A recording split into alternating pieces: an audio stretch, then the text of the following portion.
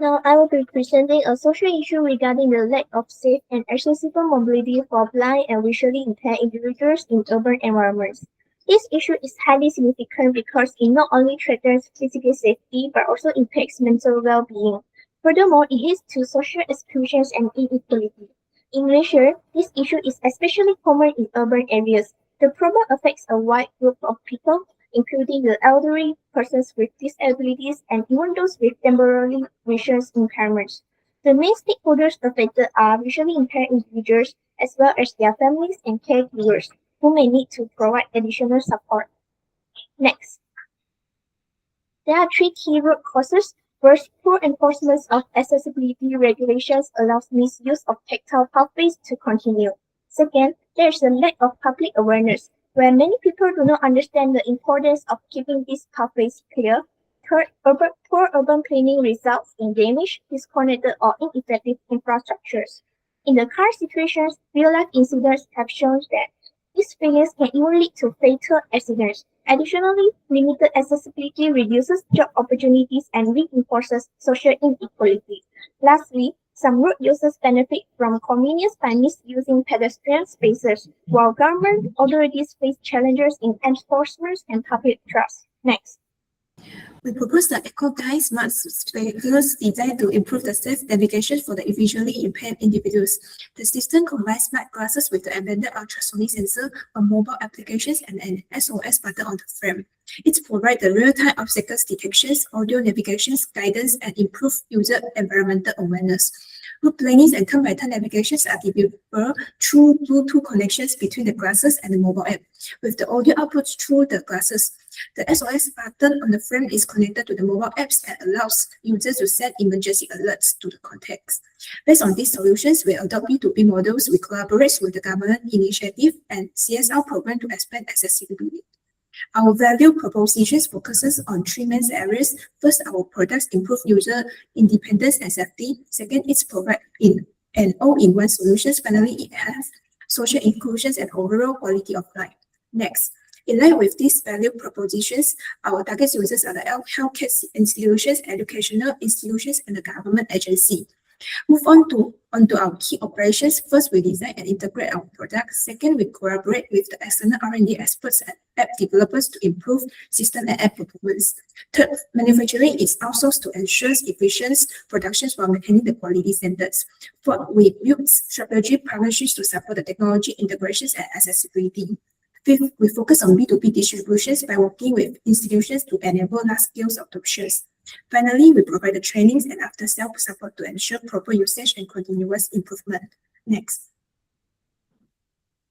Now, moving on to our financial feasibility and sustainability. We generate revenue through three streams. Firstly, smart glasses device sales at 700 ringgit per unit, providing immediate revenue from institutional purchases. Secondly, AI premium subscription at 20 ringgit per user monthly, offering recurring income through features like object recognition, navigation, and cloud processing. Thirdly, institutional dashboard licensing at 5,000 ringgit per institution annually, enabling patient monitoring and usage analytics. In terms of market, we have identified 749 institutions in Malaysia, including eye care centers, hospitals, and special schools, representing a strong and scalable demand base. Next.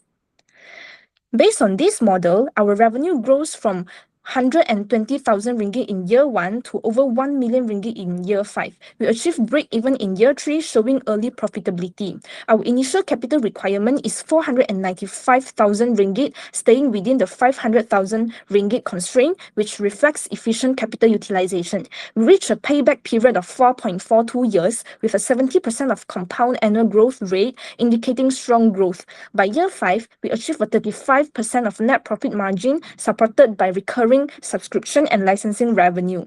Overall, this demonstrates a financially sustainable and scalable business model. Next. Now I will explain our implementation plan and development process for EcoGuide Smart Spectacles.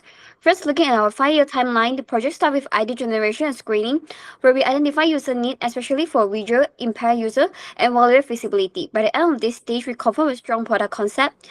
Moving into strategy development, we define the system design, target market, and business model. At this stage, we also estimate our break-even point to ensure financially viability. In product development, which is a key phase, we focus on building the full system. This includes hardware like sensor and microcontroller, as well as software such as GPS integration and voice navigation. By the end of this phase, we aim to have a fully functional prototype. Next, under test marketing and implementation, we conduct performance testing, collect real user feedback, and refine the product before launching it into the market. This leads to our first revenue generation. Finally, in monitoring and adjustment, we scale production, reduce costs, and continuously improve the product to achieve sustainable growth. Next. Looking at the development process slide, it summarizes the key steps involved. We start with idea generation and screening, supported by basic research and partnership with NGO. Then, in our strategy and business development, we design a system flow and validate our market approach. During product development, we collaborate with engineer, prototype labs, and technological partners to build the system. After that, in testing and implementation, we work closely with user and organization for real-world validation and product launch. Overall, this structured process ensures that our product is not only technically feasible, but also market-ready and sustainable in the long term. Next. For impact assessment, first, in terms of direct social impact, EcoGuide adjusts on safe and off-track pathway by providing real-time obstacle detection and navigation. This reduces the risk of collision, fall, and disorientation, while the SOS function ensures immediate emergency support when needed. Second, it improves independence and quality of life. Users can navigate without relying on others, which increase confidence and enable participation in education, employment, and social activities. It also provides reassurance to both users and their families. Finally, we will measure our short-term and long-term outcomes using key indicators such as reduction in collision, improvement in user confidence, and increased independent travel. Next, we also identify 4 key risks and address each with targeted mitigation strategy. First, technological risk. Where detection may be less accurate in complex environments, this is mitigated through a hybrid system combining sensor and camera for better accuracy. Second, operational and safety risk. Where SOS response may be delayed due to network or GPS issue. This is addressed through a multi-layer system that with real-time location sharing, repeated alert, and fallback communication. Third, supply chain risk. Due to reliance on external suppliers and manufacturers, this is mitigated through the supplier diversification, strict quality control, and continuous coordination. Finally, cybersecurity risk. In removing the potential data breach and unauthorized access, this is addressed using end-to-end encryption, secure authentication, and the data monitoring. That's all our presentation. Thank you.